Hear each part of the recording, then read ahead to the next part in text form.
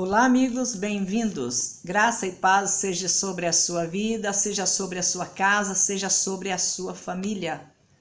Que a graça e a paz do Senhor seja sobre todas as famílias da terra. Porque, na verdade, todos estão precisando muito do socorro divino. Todos nós estamos precisando muito da ajuda do nosso Deus.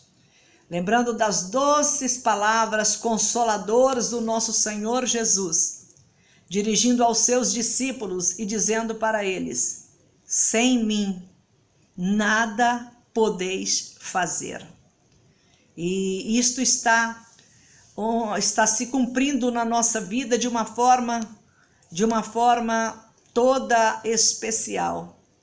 Nós podemos abrir as nossas bocas e dizer, de fato, Senhor Jesus, sem o Senhor, nós nada podemos fazer. Sem o Senhor Jesus, diante dos desafios que nós temos enfrentado nos dias atuais, diante dos problemas que nos tornam pequenos, muito pequenos, nós podemos dizer com toda convicção, Senhor Jesus, sem o Senhor, nós nada podemos fazer.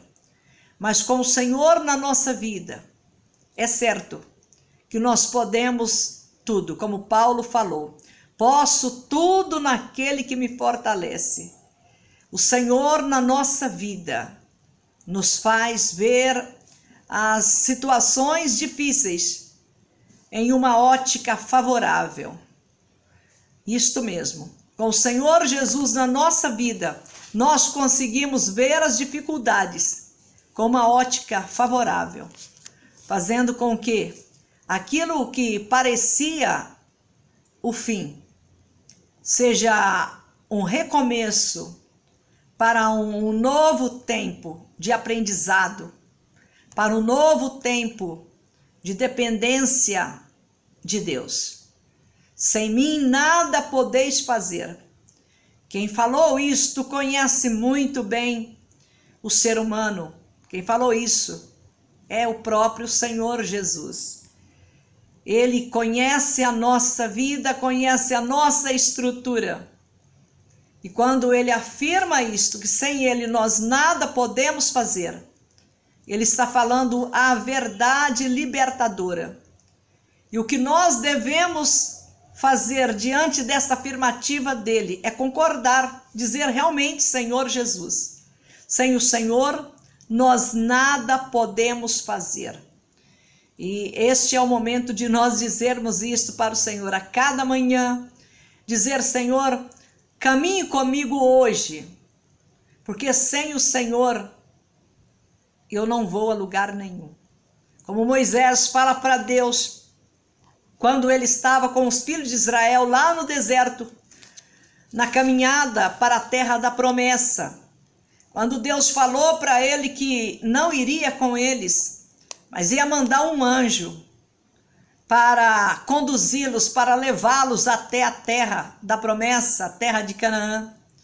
O Moisés pensou e respondeu para Deus dizendo, Senhor, se o Senhor não vai conosco, então que o Senhor não nos faça sair daqui. Se o Senhor não vai conosco, não será boa a nossa caminhada. Ele entendeu isto, que sem a presença de Deus não seria boa a caminhada deles até a terra de Canaã, mesmo que eles estivessem andando no plano de Deus para a vida deles. Mesmo que eles estivessem a caminho da terra da promessa, era o projeto de Deus para eles. Mas o essencial para tornar a jornada feliz era a presença de Deus. Por isso Moisés fala para ele, se o Senhor não vai conosco, então não nos mande sair daqui. E Deus, de certa maneira, não que ele tenha sido convencido por Moisés, mas por ver a ousadia de Moisés em dizer para ele que se ele não fosse com eles, então, que ele não mandasse eles seguir o caminho, Deus então vai com eles. é a garantia da nossa vitória, é a garantia do nosso sucesso, é a presença do Senhor na nossa vida. Eu vou dizer para Jesus todos os dias: meu amado Senhor, sem o Senhor eu nada posso fazer. Caminhe comigo, Senhor, e me mostre a direção. Me ilumine na hora de tomar as minhas decisões. Me inspire na hora de agir nas minhas ações, para que o resultado seja algo bom, seja algo favorável. Sem Deus, nós nada podemos fazer. E os dias têm sido maus para todos sobre a face da terra. Todos os dias são más notícias que estão chegando. Todos os dias é um relato de tragédia que só aumentou sobre a face da terra. Mas com a presença de Deus na nossa vida, é possível vencer tudo isto e chegar até os céus. No lugar de repouso, no local de refrigério. Lá é o nosso lugar. E enquanto nós não cheguemos lá, fé em Deus e pé na estrada, olhando para um rumo certo, olhando para Jesus Cristo, o autor da fé. Eu sou a pastora Carmen Soares e quero compartilhar com você a palavra de Deus, que é lâmpada para os nossos pés e luz para os nossos caminhos. E hoje eu quero falar com você sobre um dos textos mais lidos no mundo inteiro, que representa recomeço, representa milagre, representa a ação de Deus, representa Deus no controle, quando aos olhos humanos nada tinha para se aproveitar, mas com o poder de Deus tudo se faz novo. Quero ler com você Ezequiel, capítulo 37. É um texto muito conhecido e fala muito conosco, porque o profeta se viu numa situação que aos olhos humanos não tinha mais o que fazer. Está escrito assim: veio sobre mim a mão do Senhor, ele me levou pelo Espírito e me deixou no meio de um vale que estava cheio de ossos, e me fez andar ao redor deles, e eram muito numerosos na superfície do vale, e estavam sequíssimos. Então me perguntou: filho do homem, acaso poderão reviver estes ossos? Respondi: Senhor Deus, tu o sabes. Disse-me ele: profetiza a estes ossos e dize-lhes: ossos secos, ouvi a palavra do Senhor. Assim diz o Senhor Deus a estes ossos: eis que farei entrar o Espírito em vós e vivereis. Porei tendões sobre vós, farei crescer carne sobre vós estenderei pele, e porei em vós o Espírito e vivereis, e sabereis que eu sou o Senhor. E sabereis que eu sou o Senhor. É muito interessante, porque quando nós olhamos para este texto e a realidade de um homem que estava diante daquele fato, claro que Ezequiel era um profeta de Deus, ele havia aprendido a depender de Deus, porque os dias não estavam bons para ele. Ele estava num lugar que ele não gostaria de estar, escravo na Babilônia, e escravo não tem direito nenhum. Apesar dele ser integrante da nação da promessa que fora estabelecida na terra da promessa para cumprir uma outra promessa.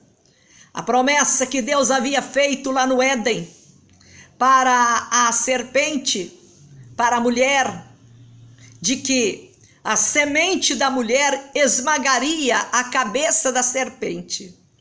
E agora eles chegaram na terra da promessa, a terra que Deus os assentou para que eles dessem a Deus a semente da mulher para esmagar a cabeça da serpente. E eles estavam lá. Os anos haviam se passado diante deles. E eles se esqueceram do Senhor, se esqueceram de guardar os mandamentos do Senhor. E por causa deste esquecimento da nação, eles foram levados para o local que eles não queriam ir. Eles foram levados para o cativeiro. E lá neste cativeiro estava este homem santo, Ezequiel, que não deixou que as circunstâncias desfavoráveis, que o deserto que ele estava vivendo na sua vida, viesse atrapalhar a sua convivência com Deus. Ele não permitiu que as dificuldades que ele e a nação estava vivendo viesse torná-lo em um inimigo de Deus, um blasfemo diante do Senhor. Mas pelo contrário, ele entendeu que a única maneira de vencer o cativeiro, de sair dali triunfante, era permanecer na fé, permanecer nos mandamentos de Deus, permanecer na visão de Deus. Às vezes o diabo nos engana quando nós passamos por desertos, quando nós enfrentamos situações complicadas na nossa vida. O diabo vem para nos enganar, para nos levar a pensar que aquilo que está acontecendo é porque Deus se ausentou de nós, porque Deus se esqueceu de nós, ou porque o projeto de Deus para a nossa vida fracassou. O diabo, ele tenta, por isso que é diabo o nome dele, tentador. Ele tenta a gente para que nós venhamos blasfemar contra Deus, perder a visão espiritual e nos tornarmos como um exército morto espiritualmente em combate. Era isto que estava acontecendo com os filhos de Israel no dia em que o Senhor levou Ezequiel até aquele lugar e deu a ele a visão dos ossos secos, sequíssimos, que representava a nação de Israel, uma nação que fora constituída por Deus de maneira extraordinária, de uma maneira miraculosa. Porque imagina você, a Sara, com 90 anos de idade, engravidar e dar à luz um filho que seria no futuro a nação de Israel. Foi de uma maneira gloriosa que isso tudo aconteceu.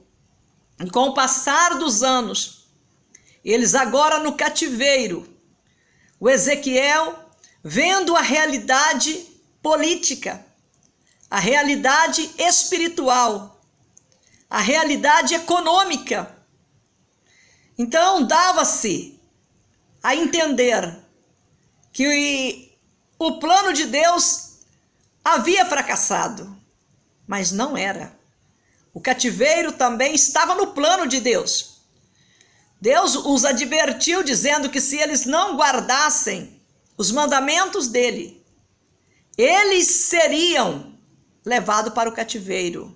Como eles não guardaram os mandamentos de Deus, então eles foram levados para o cativeiro.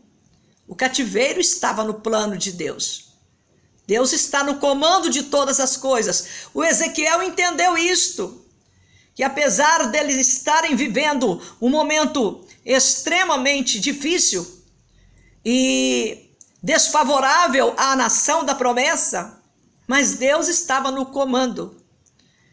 E quando Deus mostra para ele o vale de ossos secos, que representava a nação de Israel, morta espiritualmente, morta fisicamente, mas que estava em combate. Um exército, o exército do Deus vivo, do Senhor dos exércitos. Um exército que havia conhecido vitórias gloriosas, através dos seus reis, e que agora estava amargando uma derrota terrível, exatamente por causa da desobediência dos seus reis, dos seus sacerdotes e de toda a nação.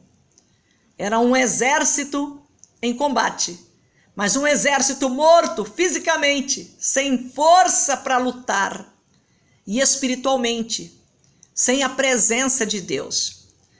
Então, para o Ezequiel, quando Deus manda ele olhar o vale de ossos secos e pergunta para ele se aqueles ossos poderiam reviver, eu paro um pouco e penso nesta situação.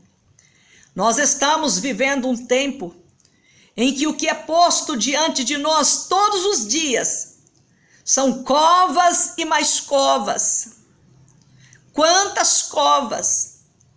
É apresentado uma visão, uma imagem panorâmica de covas e mais covas abertas nos cemitérios, espalhado pelo Brasil, não apenas no Brasil, mas em outros países também.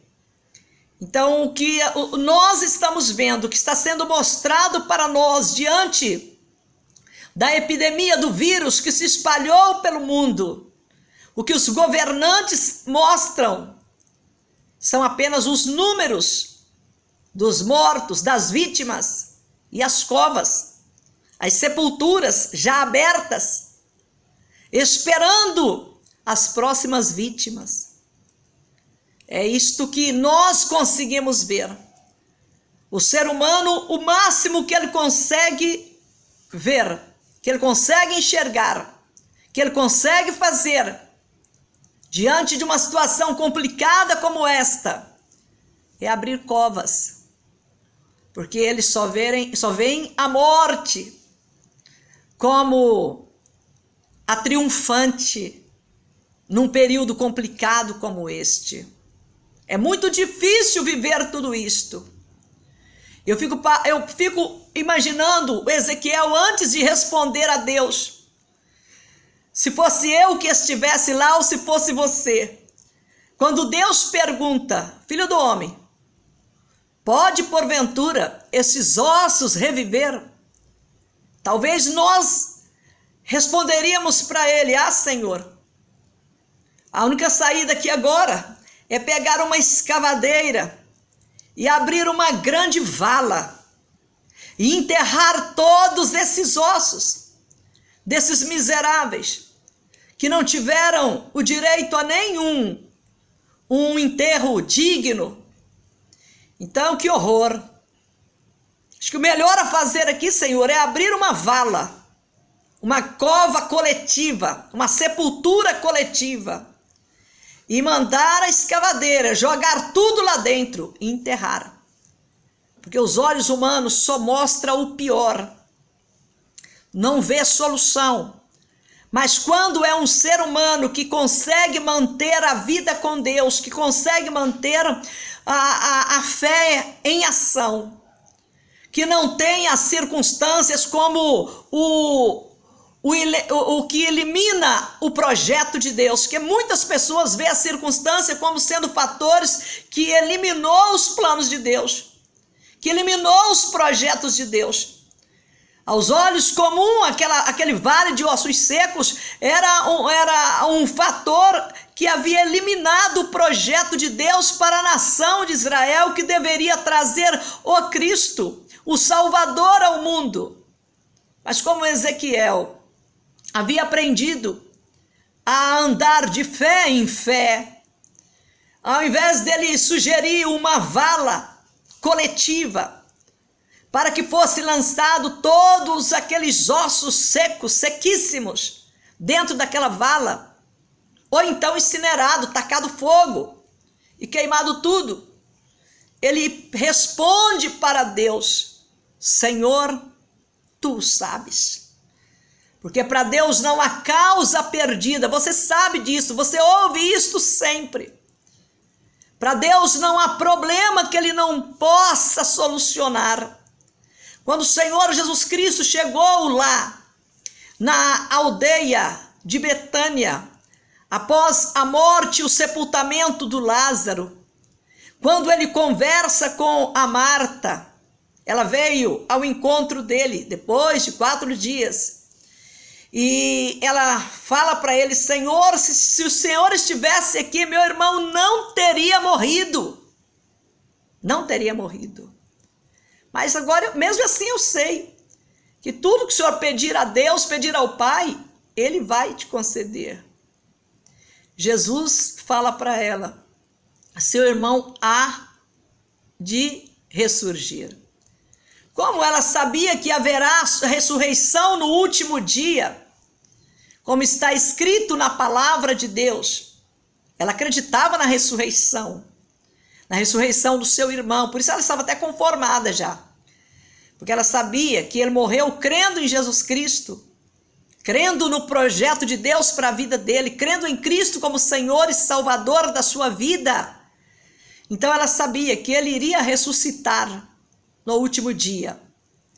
Mas Jesus antecipa ela e diz: eu sou a ressurreição e a vida. Eu sou. Aquele que crê em mim, ainda que morra, viverá. E aquilo criou uma nova expectativa no coração da Marta, ouvindo aquilo do Senhor Jesus. Então agora, o seu irmão, a causa dele, a vida dele, a história dele, não havia sido encerrada naquele sepulcro. Era isto que era o projeto de Jesus Cristo para a vida dele. Que a vida dele não havia encerrado no sepulcro. Nós precisamos ter esta visão espiritual na nossa alma, que a nossa vida, a nossa história não encerra no sepulcro. O Ezequiel entendeu isso também, diante da visão do vale de ossos secos, porque a nação de Israel era cativa da Babilônia. Seu rei havia sido destituído, tivera seus olhos vazados, de uma maneira cruel. Ele fora terrivelmente humilhado pelo exército babilônico, e a nação subjugada de uma maneira cruel. Mas mesmo assim, essas circunstâncias não levou o Ezequiel a perder a sua confiança em Deus, de que ele era poderoso para mudar aquela história que estava diante dos olhos dele. E o que tinha diante dos seus olhos? Um vale cheio de ossos de seres humanos mortos, ossos secos, sequíssimos. E então ele responde para Deus: tu sabes, Senhor, tu sabes. O que Deus fala para ele? Profetiza a esses ossos, filho do homem. Profetiza a eles. Diz a esses ossos secos, ouvi a voz do Senhor. Ouvi a palavra do Senhor. Exatamente o que era preciso ser feito. Onde há morte, é preciso que se profetize a vida. É preciso acreditar que Jesus Cristo é a vida. É preciso acreditar que em Deus nós passamos da morte para a vida. Aos olhos humanos, o vale de ossos secos era o fim da história. Mas para Deus não. Quando Ezequiel acreditou em Deus, e Deus falou para ele: profetiza, filho do homem, profetiza. Ele tomou fôlego e profetizou, conforme Deus falou para ele. Ele profetizou exatamente o que você e eu temos que fazer nos dias difíceis que nós estamos vivendo. É ouvir a voz de Deus, é ir com Deus, caminhar com Deus, deixar ser levado pelo Espírito do Senhor e Ele nos mostrar a realidade, e diante da realidade nós termos coragem e ousadia para abrir a nossa boca e profetizar vida. Quando nós só ouvimos falar de morte, a mídia só fala de morte, só conta o número todos os dias, ela traz o relato do número de mortos pelo vírus. E quantos outros foram contaminados, subindo o número de pessoas, como que aos olhos humanos estivessem condenados à morte. É isto que está sendo posto diante de nós todos os dias. Mas Deus já antecipou a tudo isto, colocando diante de nós a vida, colocando diante de nós nosso Senhor Jesus Cristo, que é a nossa vida. Assim como Deus, Ele antecipou a visão do Ezequiel, fazendo com que ele acreditasse e profetizasse vida sobre os ossos secos. Assim também o Senhor Jesus Cristo já colocou a palavra viva, já colocou água viva, já colocou a esperança viva, já colocou a vida em nossos corações, para que nós também olhemos para esta situação profetizando vida, clamando ao Senhor, buscando a Deus, pedindo misericórdia, pedindo a compaixão de Deus, o agir de Deus. Nós não podemos esquecer da nossa missão. Assim como Ezequiel, mesmo no cativeiro, ele não esqueceu da sua missão. Ele era atalaia de Deus. Ele falava, o atalaia é aquele que fala por Deus. Ele sabia que a visão dele, que o compromisso dele era falar por Deus. Aquela nação estava numa situação miserável, mas Deus continuava no comando e aquela nação precisava saber disto.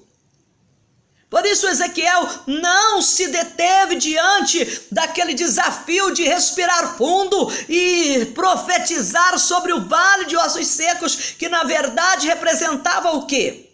A nação de Israel, morta espiritualmente, destruída politicamente, economicamente, humilhada perante os seus inimigos, mas isto não impedia o agir de Deus para restaurá-los e levá-los novamente para a terra que Deus havia dado a eles. Mas ele, Ezequiel, precisava ter a visão de Deus e olhar para aquela circunstância cruel com a visão de Deus e profetizar. E quando você lê o texto, quando nós lemos assim, quando nós lemos o verso de número 4, disse-me ele, profetiza a estes ossos, e dize-lhes, ossos secos, ouvi a palavra do Senhor. Assim diz o Senhor,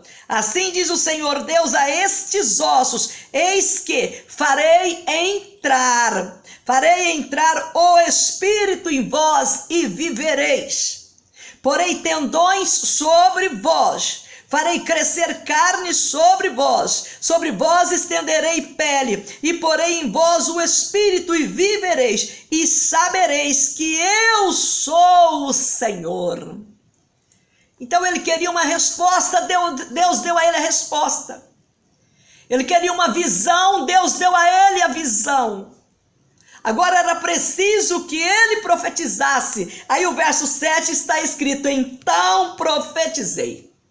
Foi ousado, corajoso, não ficou trancado dentro de casa com medo, não perdeu o ânimo de servir a Deus por causa da situação, não apostatou como a maioria dos seus contemporâneos.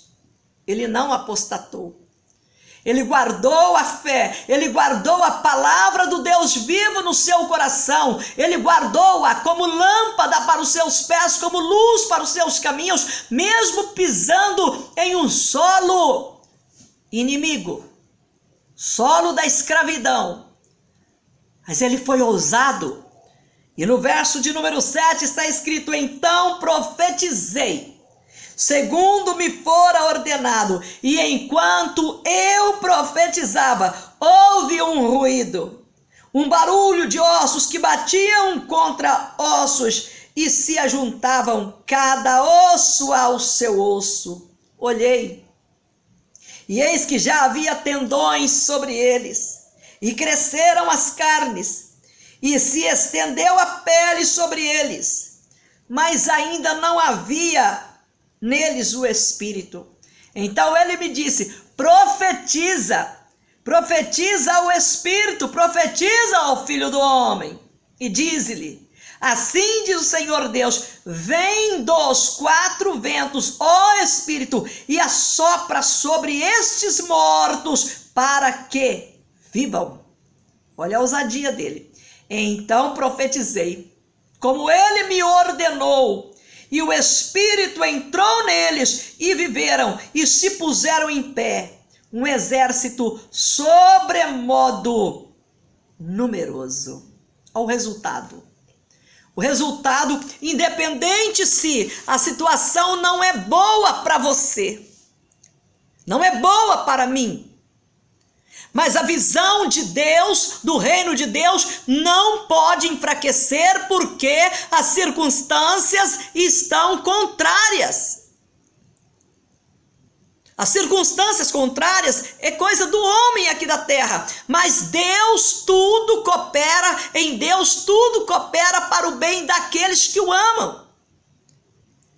E se Deus mostrou para o Ezequiel que aquele problema que parecia não ter solução, tinha solução, então ele tinha que acreditar.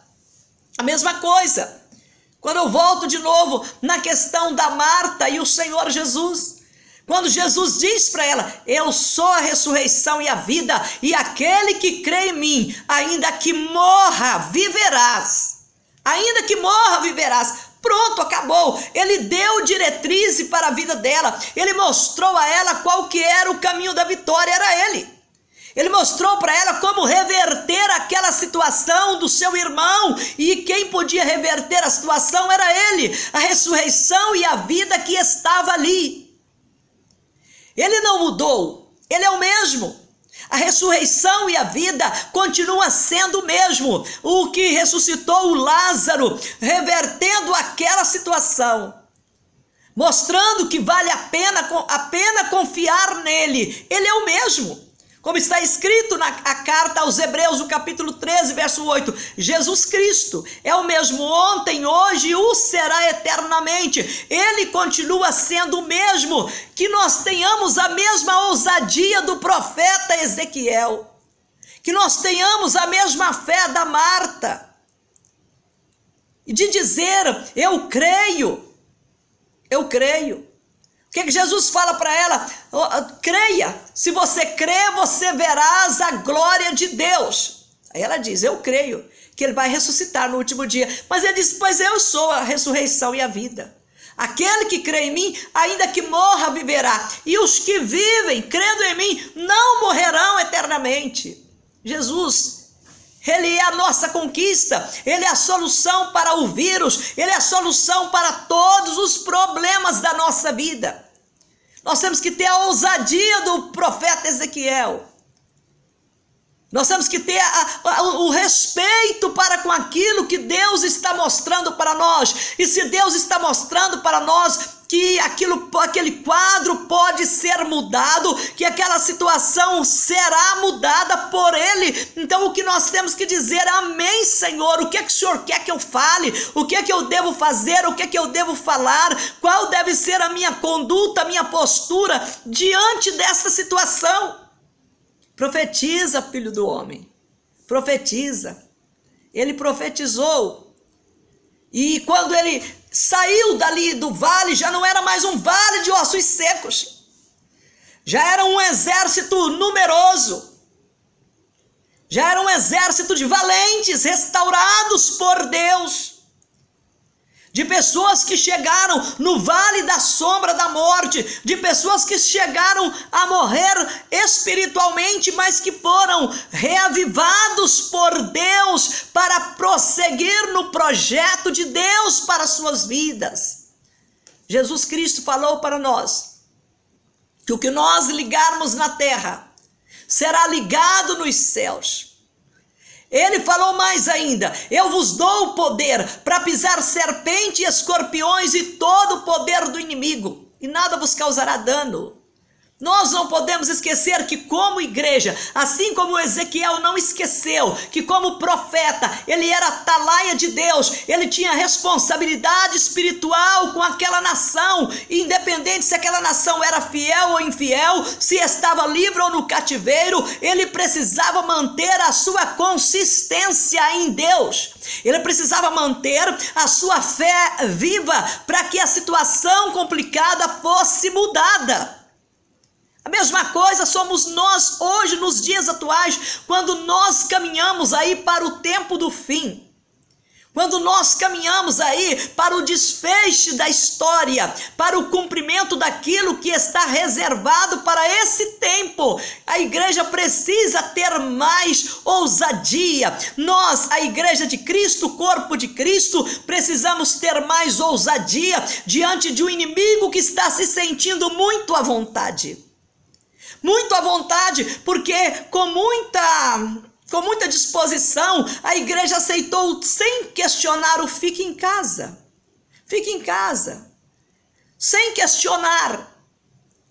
E assim o inimigo vai ganhando terreno, vai dominando a ponto de não ser mais uma epidemia. Agora é uma pandemia, porque o pânico se espalhou por toda a terra. Porque a imagem mais forte que se está vendo hoje são as covas abertas nos cemitérios, esperando as próximas vítimas.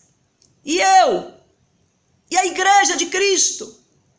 O que é que eu estou dizendo? O que é que você está dizendo? O que é que nós estamos dizendo como igreja de Cristo neste momento em que a nossa missão é de grande importância para o mundo?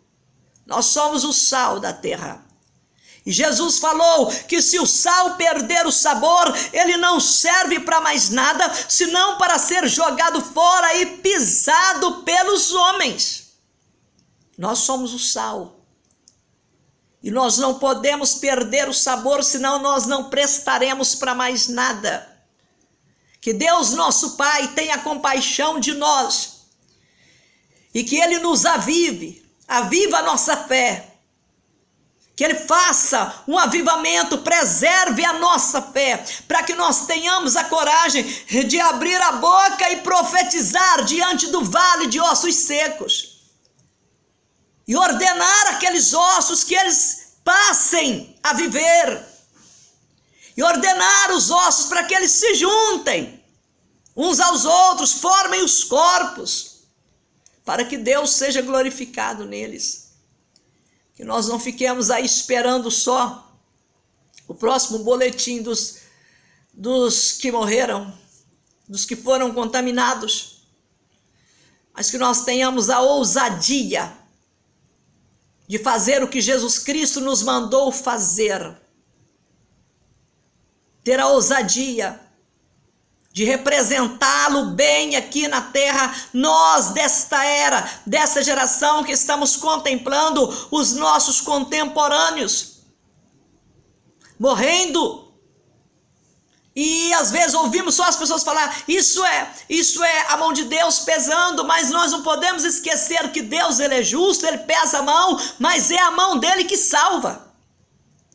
Não há salvação para o perdido em nenhuma outra mão, é só nesta mão, na mão de Deus.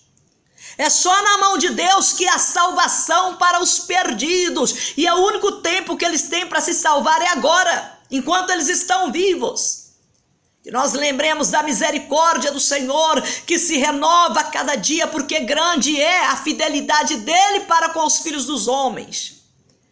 E que nós levantemos a nossa voz profética, como levantou Ezequiel, e que sopremos vida, falando de Jesus Cristo, e mostrando para as pessoas que ele é o mesmo que ressuscitou o Lázaro, o mesmo que fez reviver a nação de Israel, mesmo estando ela no cativeiro da Babilônia. Ele pega aqueles homens enfraquecidos fisicamente, mentalmente, incapacitados, e os leva de volta para reconstruir a cidade de Jerusalém, para fazer exatamente aquilo que estava no coração de Deus para ser feito por eles. O que está no coração de Deus para nós fazermos hoje? Para você fazer, para eu fazer, para a igreja fazer hoje. Nós não podemos falhar com a nossa missão. Então, que nós venhamos abrir as nossas bocas com ousadia e começar a profetizar vida. Neste vale de morte que tem estado diante de nós o tempo todo, nos últimos 4 meses. Em nome do Senhor Jesus. Em nome do Senhor Jesus. Que Deus Todo-Poderoso, que compadeceu da nação de Israel e deu ousadia ao profeta Ezequiel, para ele profetizar vida quando não havia mais vida, que nós também tenhamos a ousadia, porque Deus não nos deu espírito de covardia, nem de medo, nem de pânico, mas Ele nos deu o espírito de poder, de ousadia, espírito de coragem, o Espírito Santo do Senhor, para profetizar vida, profetizar vida, profetizar vida. Jesus Cristo é a vida. Vamos orar. Senhor, nosso Deus e nosso amado Pai, bendito seja o Senhor que tem o controle de toda a situação que se espalhou sobre a face da terra. E nós clamamos a Ti nesta hora, em nome do Senhor Jesus Cristo, que o Senhor Deus Todo-Poderoso compadeça das pessoas que foram, meu Deus, contaminadas por esse vírus e que se encontram internadas, que se encontram em coma, que se encontram, meu Deus, em balões de oxigênio, sem esperança para as suas vidas. Em nome do Senhor Jesus Cristo, meu Deus, manda o exército de anjos do Senhor nos hospitais espalhados por todos os cantos da terra e destrói as fortalezas de Satanás, quebra os grilhões da morte, repreende Satanás, repreende os demônios, repreende o anjo da morte, em nome do Senhor Jesus Cristo, e restaura aqueles que estão desenganados pelos médicos, que os médicos não podem fazer mais nada por eles, onde os remédios já não traz nenhum efeito. Meu Deus, em nome do Senhor Jesus, entra o Senhor em ação na vida das pessoas que estão enfermas, na vida das pessoas que estão contaminadas, na vida das pessoas que estão desenganadas, e liberta essas pessoas, meu Pai, cura estas pessoas em o nome do Senhor Jesus Cristo. Que a Tua graça e misericórdia seja sobre todos, meu Deus. Que a Tua bondade, que a tua vida seja sobre eles, sobre aqueles que estão enfermos, sobre aqueles que estão isolados, sobre aqueles que estão sentenciados à morte, em desespero. Meu Deus, compadece-te deles, Pai. Compadece-te em nome do Senhor Jesus e realiza, meu Deus, uma grande obra de libertação, uma grande obra de cura, uma grande obra, meu Deus, trazendo refrigério para a raça humana, em nome do Senhor Jesus, meu Deus. Nós te pedimos isto, porque as tuas misericórdias, elas já se renovaram em nosso favor, em favor da nossa geração, em favor, meu Deus, daqueles que estão clamando por ti. Nós te pedimos em nome do Senhor Jesus, sopra Espírito Santo de Deus, sopra Espírito Santo, sopra sobre os enfermos, sopra vida sobre os enfermos em nome do Senhor Jesus, cura os enfermos, faz cessar esta epidemia e traz, Senhor, traz esperança para os que sofrem, cura para os enfermos, libertação para os cativos e refrigério para os oprimidos. Nós te pedimos isso para a tua glória, nós te pedimos isso em nome do Senhor Jesus e te agradecemos, meu Deus, porque o Senhor é o Deus misericordioso, que conhece a nossa estrutura. O Senhor entre nos hospitais, meu Pai, entre nos leitos dos enfermos e cure-os, ó Pai, em nome do Senhor Jesus, que eles saiam dali vivos para a glória do teu santo nome. Nós pedimos isto crendo no teu poder. Nós pedimos isto crendo na tua palavra. E nós te agradecemos com a certeza que Deus proverá muito mais além do que nós estamos pedindo, pensando, imaginando e esperando. Com esta certeza, nós te agradecemos, Santo Deus, dando a ti toda a honra, toda a glória e todo louvor, em o nome do Senhor Jesus Cristo. Amém. Amém e amém. Deus te abençoe. Deus abençoe a sua casa e a sua família. Deus abençoe e aumente a sua fé. Fique na graça e na paz do Senhor e compartilhe o vídeo. E seja você uma bênção nesses dias maus. Um grande abraço e até o nosso próximo encontro.